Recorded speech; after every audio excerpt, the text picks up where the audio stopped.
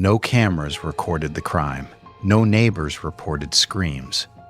No stranger was ever caught. Years later, a voice inside the same house reopened everything. Not a human voice, a parrot, repeating the same two sentences again and again. Don't shoot. Get out. The words did not sound playful. They sounded urgent, fearful, and angry, like the final seconds of a violent argument. This happened in Michigan, United States, and the recording surfaced publicly in 2015. If stories where real crime, mystery, and history collide fascinate you, subscribe to MythoEarth now, because this case only gets stranger. 5 years earlier, on the night of May 12, 2010, police cars flooded the driveway of a quiet home in Sand Lake, Michigan. Red and blue lights reflected off the walls as officers moved through the house. Inside, they found Martin Durham. He had been shot and killed. Nearby lay his wife, Glenna Durham. She was alive but injured, bleeding from her head.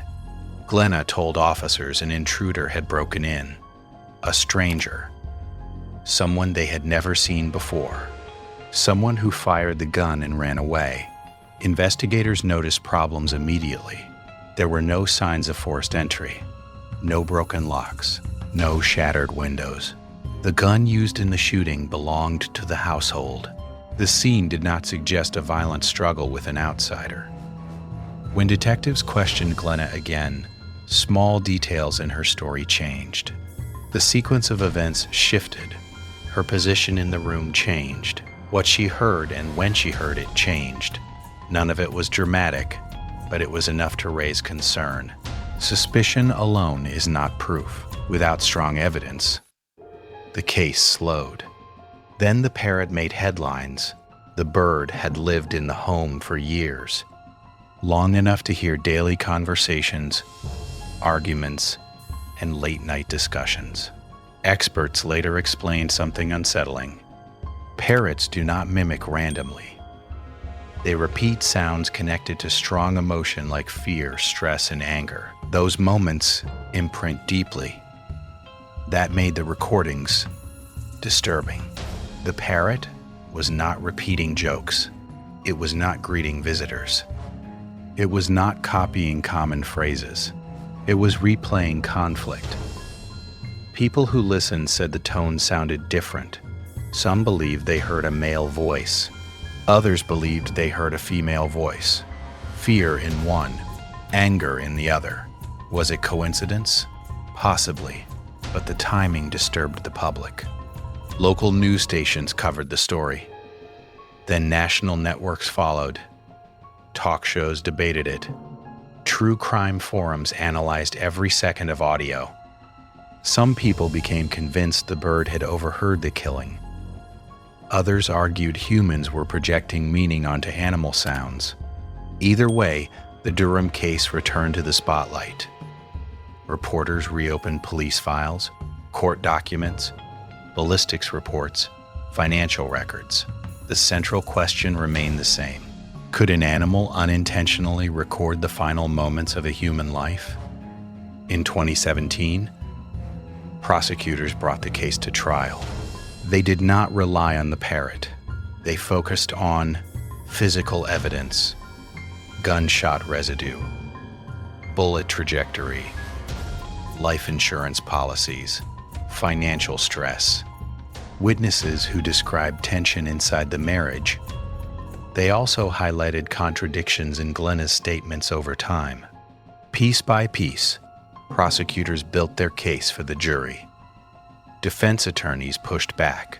They challenged forensic interpretations. They emphasized the lack of eyewitnesses. They argued investigators had rushed to judgment.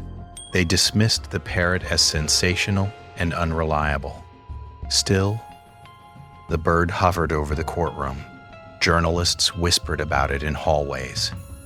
Spectators leaned forward whenever it was mentioned. When testimony confirmed the recordings existed, shock spread through the room. Legal analysts later explained that animals cannot testify. They cannot explain meaning. They cannot be cross-examined background details. At worst, they risked influencing emotions. Scientists added perspective. Birds mimic patterns. Humans search for meaning, especially after tragedy. That tension kept the case alive in public discussion. The jury eventually reached a verdict. Glenna Durham was convicted of first-degree murder. She was sentenced to life in prison. She continues to claim she is innocent. Appeals followed, but the conviction stood. The parrot was removed from the home and placed with new caretakers, far from cameras and reporters. But the recordings never disappeared. They spread online and were replayed again and again. People paused, rewound, and listened closely. Some heard two voices. Others heard only a bird. No two listeners agreed. That uncertainty is why the story refuses to fade. What unsettles people is not only the verdict, it is the possibility behind the recordings. That living beings absorb the chaos around them. That sound can imprint itself during trauma. That moments of violence may leave echoes. Homes hear everything.